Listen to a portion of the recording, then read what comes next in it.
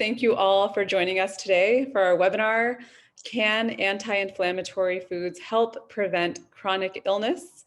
What you need to know. So before we get started today, on the next slide here, I have housekeeping items. So just so everyone knows, we have a lot of people on the call today and all callers are going to be muted. If you have questions, you should see a Q&A little icon at the bottom of your screen, and I'll go through this in the next couple slides, but that's where you can ask questions. You can ask them as the presentation's going, or you can ask them towards the end. We will be doing the Q&A towards the end of the presentation, so feel free to either ask as you go along or save it for the end. Once the webinar is over, we will have a recording that we'll send to you via email, and then we'll also be posting it to our website. So if you have to drop off early or if you want to watch it again, all of that information is going to be archived on our site. If you're on social media, please make Erica, our social media director, very happy and give us a follow on Facebook, Twitter, Instagram, and LinkedIn. We post on there quite a bit, and we try to post helpful tips and tricks and new blog posts and things like that. If you're on Twitter right now, you can give Erica a tweet, and I'm sure she will be very happy. And so here, this is kind of small. But I did want to go over Zoom because I know a lot of people are not familiar with Zoom.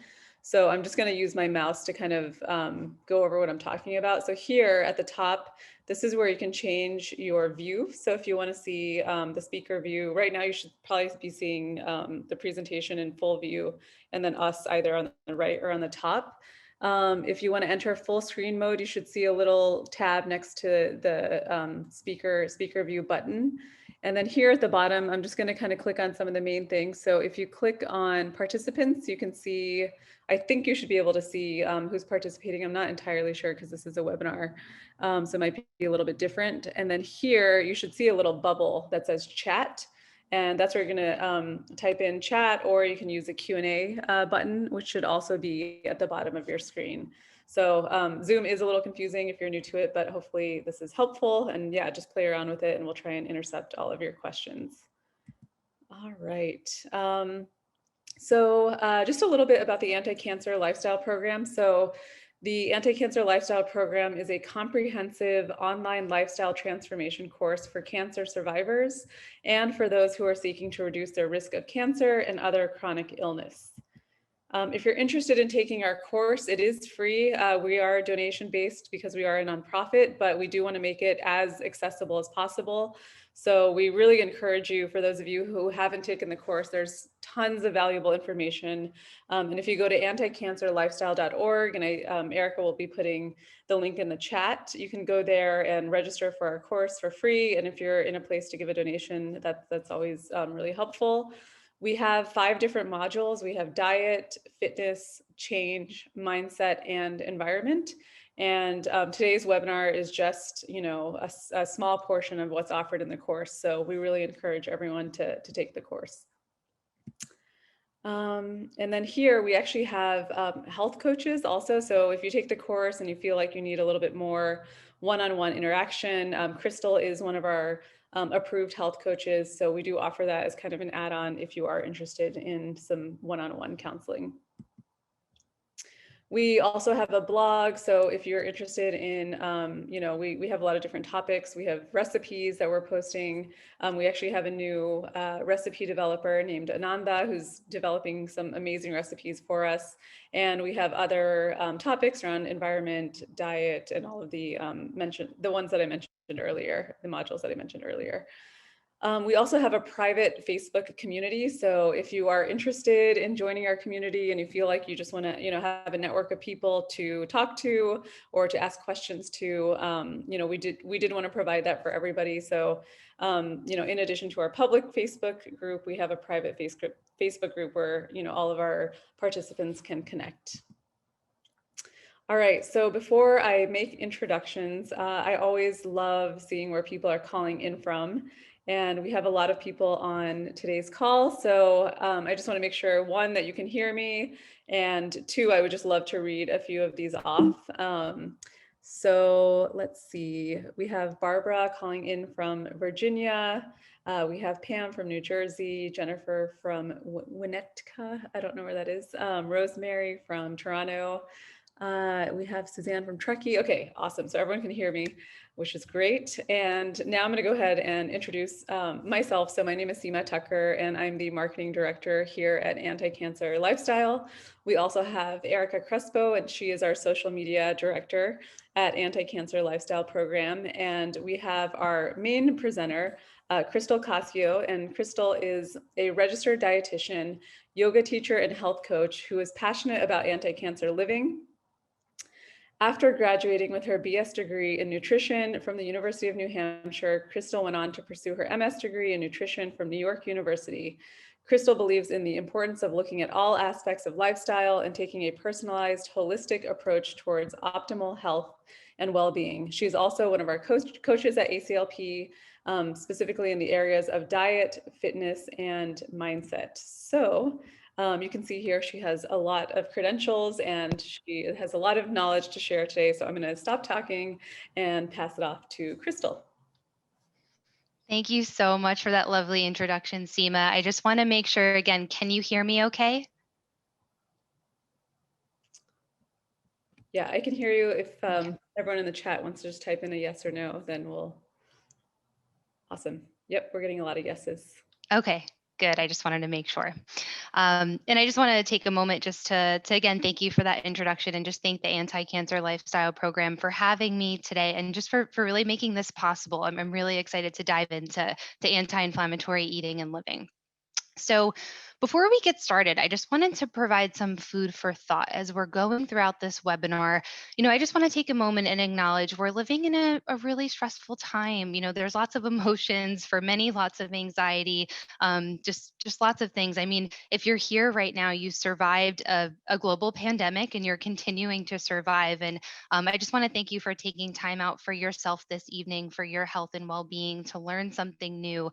And when we think of, just a time like this, right, the past couple of months, the past year, what we continue to go through, self-care is something that I think is so important. And when we think of self-care, I feel like many things come to mind, and sometimes nutrition isn't one of the first things that comes to mind.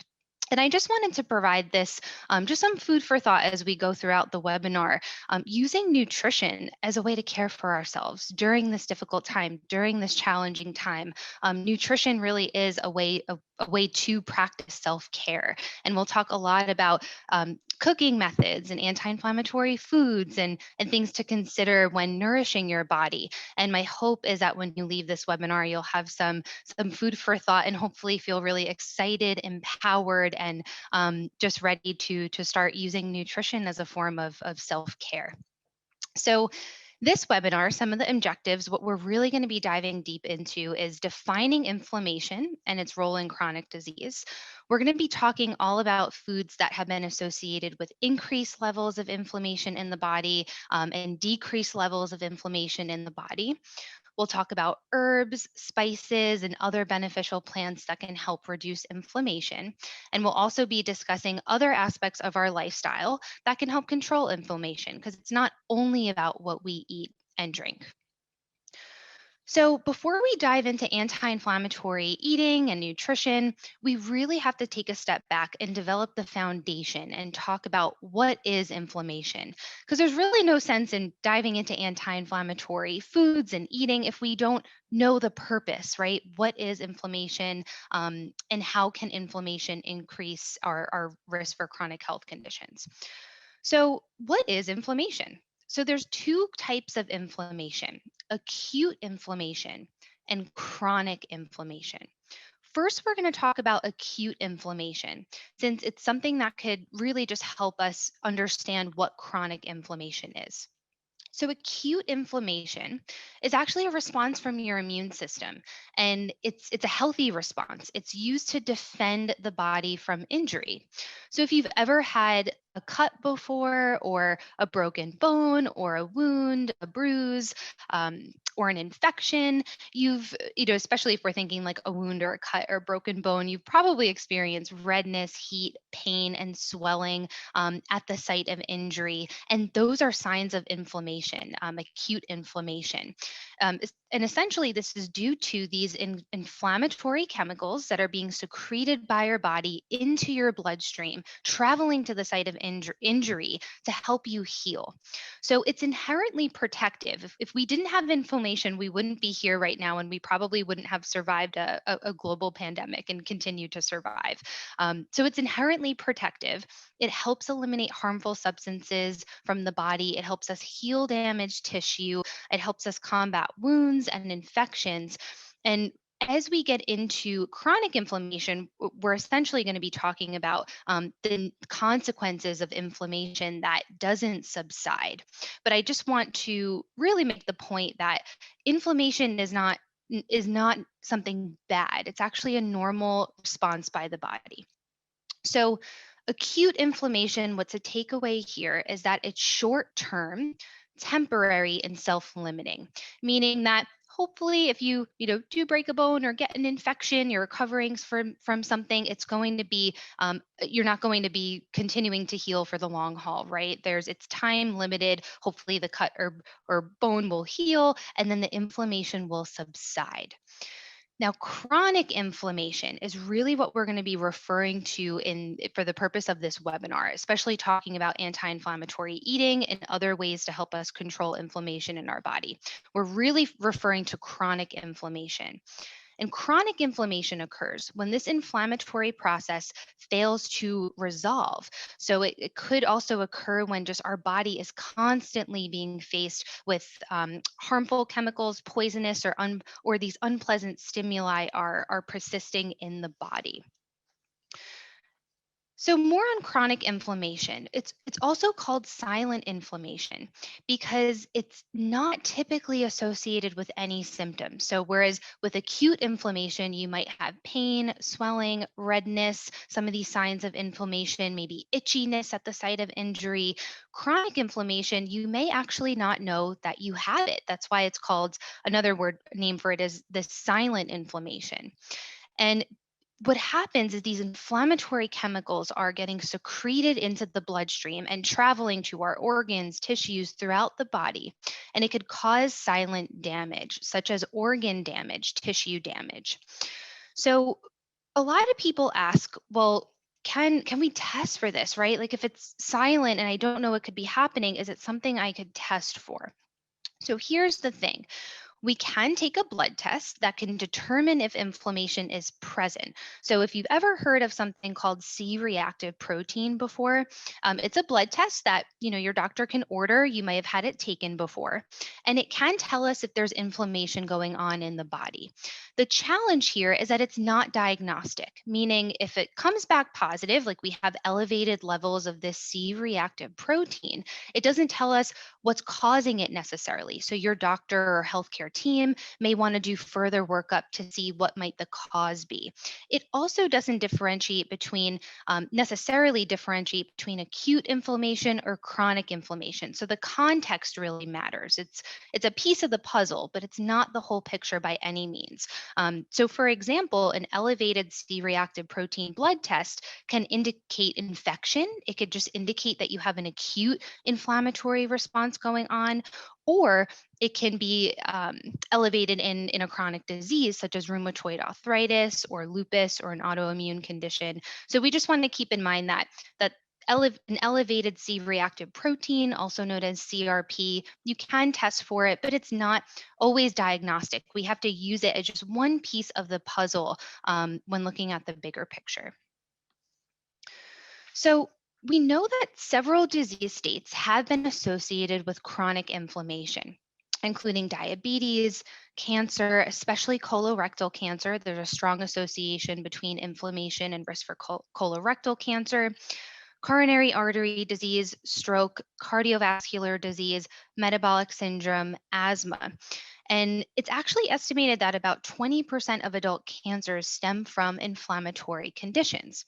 Now, it's important to keep in mind here that association does not mean causation. So it doesn't mean that chronic inflammation has caused something like cancer or diabetes. It's a risk factor for, it's associated with, but it's not causation. There's likely many factors that we need, there are many factors we need to consider when looking at chronic diseases, such as genetics, inflammation, lifestyle, etc. Other risk factors besides just inflammation. So let's start talking about diet and inflammation. Does what we eat affect inflammation? Now, I want to be really clear here. When I say the word diet for the purpose of this webinar, because I will be referring to the word often, including anti-inflammatory diet, I'm not referring to something that's restrictive in nature. I am simply referring to, when I say the word diet, just the kind of food a person habitually eats. So we know that inflammation is a process that is strongly influenced by lifestyle factors such as what we eat and drink, our diet. Foods can affect the inflammatory response, and we do know that a Western style diets are associated with inflammation. So, what is a Western diet? What makes up a Western diet? Well, largely when we're talking about a Western diet, as you can see in some of these pictures, we're talking about foods that are, or a diet that is just, very. There's a lot of animal proteins, a lot of processed foods, as you can see here, high in sugars and sweets. And just from looking at this picture, we can see what it's relatively low in, which will give you a clue what anti-inflammatory diets are high in. It's very low in whole plant-based foods, right? Fruits, vegetables, natural colored foods, not these artificially colored foods like the M&Ms and the sweetened beverages, the sodas that we see on the bottom. A Western diet is low in fruits, vegetables, whole plant-based foods, and we'll be talking about more about this because a lot of the foods that the Western diet is low in are the foods that can actually help you lower inflammation in your body. So, just wanted to mention that an inflammatory diet has been associated with increased risk of the following types of cancers: colorectal cancer, head and neck cancer, gynecological cancers, prostate cancer, esophageal cancer, and many more. So, getting into anti inflammatory diets, a lot of people ask me, well, what is it? Is it a meal plan I could follow? Is it, a certain, you know, thinking of diet in a more strict sense, like a certain amount of things I need throughout the day? There's no universal definition at this time. Essentially, anti-inflammatory diets, it's a blend of the Mediterranean and the Okinawan diets, which have both of these diets, Mediterranean and Okinawan, have been identified as dietary patterns that have these anti-inflammatory properties. So the most commonly used definition of an anti-inflammatory diet, especially the definition that's used in research settings, actually incorporates aspects of both of these diets. I won't go too into depth with the Mediterranean and Okinawan diets, but just generally speaking, Mediterranean diet, as you may have heard before, is high in fruits, vegetables, fish, olive oil. And the Okinawan diet is very similar, except it's lower in dairy intake. It's very low in red meat intake, which the Mediterranean diet is lower in those as well. However, where it differs from the Mediterranean diet is that the Okinawan diet is lower in fat than the Mediterranean diet. The Mediterranean diet, olive oil, it is character the moderate fat intake is characteristic of a Mediterranean diet, and olive oil is commonly used in the Mediterranean diet. It's a staple of the Mediterranean diet. So Okinawan diet is lower in fat, and the anti-inflammatory diet, the most common definitions are a blend of these two diet patterns. So I just wanted to show this image here just to contrast the picture I shared a little bit earlier of the Western diet. We can see just by looking at this anti-inflammatory plate, the stark differences between a Western style diet and an anti-inflammatory style diet.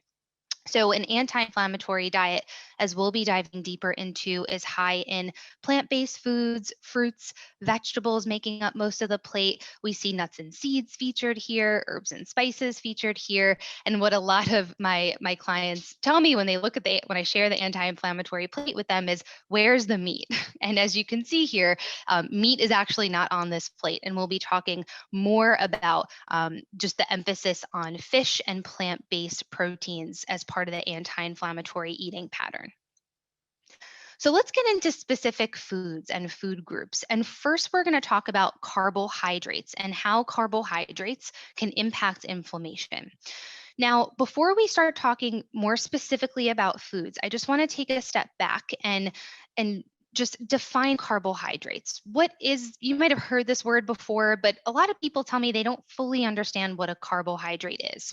In simple terms, a carbohydrate is any food that can raise your blood sugar levels, that breaks down into sugar in the body, and then the sugar's absorbed in our bloodstream, and it can maintain our blood sugar levels. Now, when we're talking about inflammation, we're gonna learn, it's really important to eat carbohydrates that help balance blood sugar levels, since that actually can help inflammation. So, excessive consumption of refined carbohydrates can actually increase inflammation in the body. It's been associated with inflammation. Now, what is refined carbohydrates? Well, refined is just another word for highly processed. So, some examples of refined carbohydrates that research has found have been associated with inflammation include sugary foods such as sweets, white bread, anything made with white flour, really. So, white bagels, white pasta, crackers made from white flour, also white rice, of course, sugary beverages, things like soda, iced tea, sweetened tea, etc. So essentially what we want to do is really try and limit these sources of carbohydrates and eat more of carbohydrates that we know have been associated with lower levels of inflammation in the body. So carbohydrates and inflammation, which are the ones we want to eat more of? We really want to emphasize whole grains. So essentially, in contrast to some of the grains I just mentioned, like products made from white flour, white bread, white pasta, white rice, etc., we really want to try and go with the whole grains that have all of their original parts of the grain present, including the bran, the germ, the endosperm.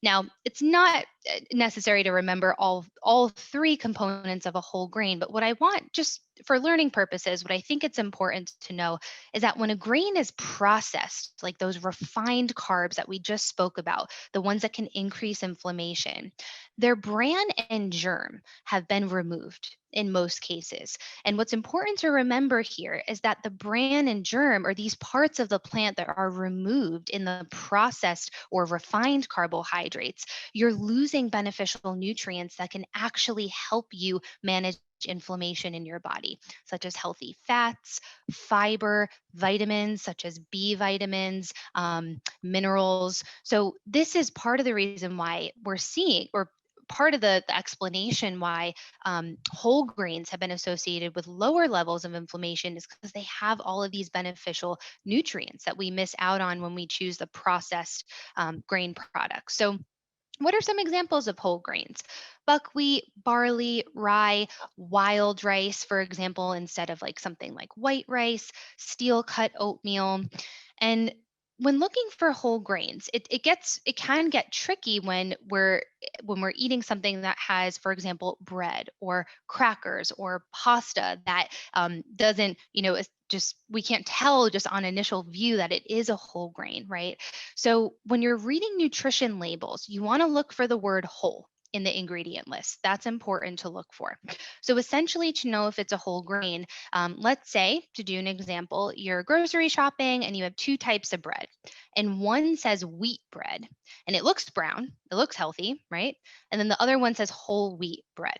So what you can do, and the whole sometimes gives you a clue, right? Just the name of it, but look at the ingredients just to confirm. And I bet that wheat bread you might see the word enriched in there, such as made with enriched wheat flour. And enriched is another word for highly processed. So the wheat bread that looks brown, it looks healthy, it may actually not be made with whole grains. Whereas the whole wheat bread, if you look at the ingredients, you'll hopefully see the word whole wheat in the ingredients and not that word enriched. So that's something to look out for. And just some pictures of whole grains here, since there's so many out there, and I encourage you to experiment. We have top left buckwheat. I personally enjoy buckwheat like as an alternative to oatmeal in the morning. Buckwheat cereal. I had it this summer a lot with some wild Maine blueberries, a little bit of peanut butter, some cinnamon. Absolutely delicious. So that's buckwheat, and then also steel cut oatmeal to the right next to it. Top right, an example of a whole grain. Bottom left, we have a bowl of farro, which is like speaking to my soul right now with the rosemary on top. It looks absolutely delicious. And then we have wild rice on the bottom right corner, examples of whole grains. So takeaway there is really choosing whole grains, the whole food forms of carbohydrate. So now getting into fats and inflammation. So we know that if you essential fatty acids, such as omega-3 fats and omega-6 fats, which we're going to talk about both of them in more detail, these are essential, meaning our body needs omega-3 and omega-6 fats. It can't make these fats, so we have to get them in the diet. Omega-3 fats have actually been found to be associated with lower levels of inflammation. That maybe why you might have heard about them before. Some sources of omega-3 fats include freshwater fatty fish, such as salmon, sardines, mackerel, halibut, herring, anchovies. We'll talk about fish in a little bit more detail in a moment. Also, plant foods have omega-3s, so chia seeds, flax seeds, walnuts, hemp seeds, dark leafy greens even have a little bit, seaweed. And essentially, what we really want to focus on, because in a Western diet, an American diet, we know that omega-6 fats, this other essential fat that we need, is we're typically getting a lot of omega-6 fats in our diet. Why is that? Well, if we look at some of the food sources of omega-6 fats, certain oils are very high in omega-6 fats, such as safflower oil, sunflower oil, corn oil, soybean oil, vegetable oil. And essentially, when we're taking a food that has omega-6 and naturally just occurring omega-6 fats, and we concentrate it into an oil, we tend to just get a lot of omega-6s in a very small amount. So food companies, and the reason I mention this is because omega-6 fats in excess, which if we're eating a more American diet, Western diet, we're likely eating omega-6 fats in excess, have actually been found to increase inflammation, associated with increased levels of inflammation. So we want to focus on reducing our intake of omega-6 fats. And how you can do that is actually, I would highly recommend reading the labels on some processed and packaged foods that you routinely buy. I bet that a lot of the companies, even in foods you might not think has oil added, companies add these oils, especially vegetable oil, corn oil, soybean oil. It's found in so many packaged foods. And if you're a food company, and we'll talk about healthier oils like olive oil and avocado oil in a moment, but these oils are really cheap. So what ends up happening is that instead of adding, the healthier oil like olive oil to their products, food companies are trying to make money, generally speaking, and they add the cheaper oils. So this is why it's just, we see these oils are pervasive in our diet. So we do want to aim to use other oils such as olive oil, avocado oil more often than vegetable oils. And the reason I mentioned avocado oil because olive oil, as wonderful as it is, it doesn't tolerate high heat very well. So for medium, more like low heat cooking, olive oil is a wonderful option, but it has a low smoke point, and an avocado oil can tolerate heat better. So If you're looking for just something that can tolerate heat more than olive oil, using it at higher heat, such as baking on high temperature, broiling, etc., you can go with something like avocado oil. And just some visuals of some omega-3 sources of fats. So we have chia seeds on the left, flax seeds in the middle. And I just want to mention flax seeds have omega-3s, just like chia seeds. However, chia seeds are perfectly fine to eat whole, but the flax seeds you actually want to buy ground. Your body isn't, you can buy them ground or you can grind them yourself, of course, if you do buy the whole seeds. Your body isn't able to absorb all of those beneficial omega-3s and nutrients when we eat the flax seed in its whole form. It's just more difficult to digest. So flax seeds, actually make sure you get those ground to get the maximum benefit. And then we have salmon, a picture here of omega-3 food sources. So, just a note on fish. Generally speaking, wild caught fish is preferable to farm raised fish. We know that wild fish has been found to have higher levels of these omega 3 fats, which remember can help lower inflammation. And there's many reasons why, just generally speaking, we want to go with wild fish versus farmed. Farm raised fish may be higher in environmental pollutants and contaminants, which actually we know that environmental pollutants and contaminants have been found to be associated with increased levels of inflammation. So that's one reason. Also, farm raised fish sadly just have a higher incidence of disease just because of the farming conditions compared to wild. Again, this is very generally speaking. And the nutrition quality of the seafood depends on what the fish is eating. So, fish in the wild are eating a natural diet, what they were, the way nature intended them to eat, whereas farm fish eat a diet that tends to be made up of these dried pellets that often contain corn and soy. So, it actually reflects in the meat that we consume then from the fish. So those are a couple reasons why we want to in general go with the wild caught fish. Now I want to acknowledge these recommendations don't take into account sustainability, right? Generally speaking, yeah, wild caught fish, but we also want to make sure we're not choosing wild fish in an area where there's overfishing, or so we want to sustainability is very important, and that's why we have these wonderful resources that we want to share with you, which we'll share in the chat.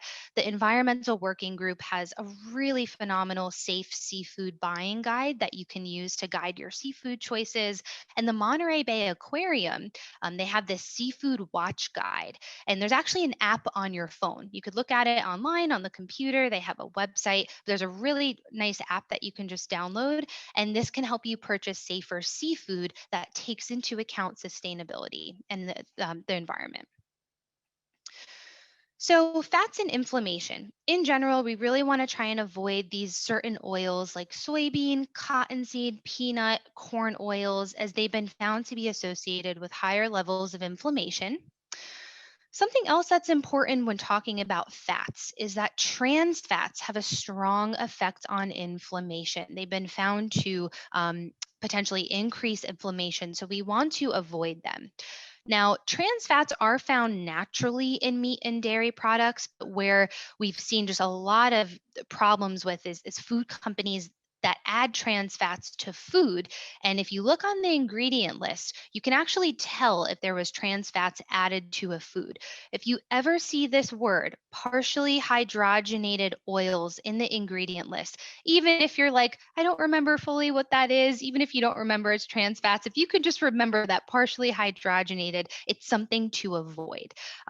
Are technically, at this time in 2021, food companies are technically not allowed to add these harmful, partially hydrogenated trans fats to foods because of how we know how harmful they are. However, I just want to mention this because if you have, old packaged products in your home, or maybe you're buying something that's been on the shelf in the grocery store for a while, just to be safe, better be safe than sorry, check and make sure there's no partially hydrogenated oils in your foods. So just a quick fact in regards to nuts. When looking at the research on anti-inflammatory diets, I found it was consistent across the board that these diets incorporate nuts. And we know that's because consumption of nuts have been linked to lower inflammatory markers. So, the polyphenols are just these really powerful, they never cease to amaze me. These chemicals in plants, these plant-based chemicals that are important for our health, primarily through reducing inflammation. They actually have anti-inflammatory effects on the body. And polyphenols are found in all plant-based foods that are in their whole form. Once we process foods, we lose a lot of the polyphenols, but in their minimally processed plant-based foods in their whole form, you're going to be getting a lot of polyphenols. So just examples of some food sources to give you an idea: herbs, spices, cocoa, and here we're not referring to cocoa like in a Hershey bar that has milk added and sugar added. We're referring to pure cocoa here.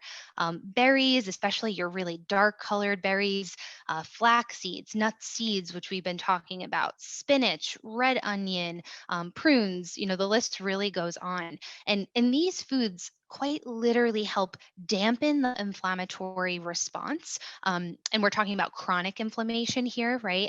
And they can help our antioxidant defense. So they could just help defend our body from harmful substances. So there's some other, as I was doing some research, just to provide you with some more facts if you're interested on polyphenols. I found this super fascinating, that herbs and spices, that many are high in polyphenols, but some that were found to be the highest include things like dried Mexican oregano, celery seed, dried rosemary, dried thyme, curry powder, which we'll be talking about turmeric in just a moment, dried ginger, fresh thyme. And I say this because a lot of people think that we have to eat herbs in the fresh form and not the dried. When actually there's been a lot of research to show that, generally speaking, dried herbs such as the ones I just mentioned, dried herbs and spices, actually have quite a bit of polyphenols that can help us control inflammation in our body.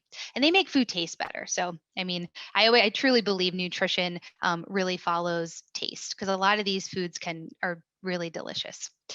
So fruits and vegetables, we know diets, as I mentioned earlier in the presentation, that are high in fruits and vegetables correlate with lower inflammatory markers in the blood.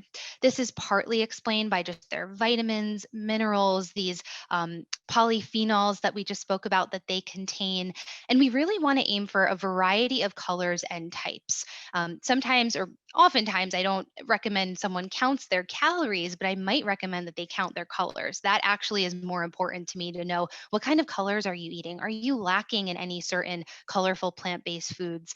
Maybe as an experiment this week, you just kind of go through and see what kind of colors you're consuming. And we're not talking about the artificial colors here, right?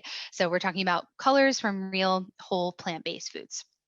And here it is important when talking about lowering inflammation, we do want to emphasize choosing organic or homegrown produce. Now, essentially, we're referring to produce that doesn't have potentially harmful chemicals sprayed on them, like pesticides, herbicides, because we know, as we spoke about earlier when talking about inflammation, we know that actually environmental toxins, pollutants, harmful chemicals can actually raise inflammation in our body.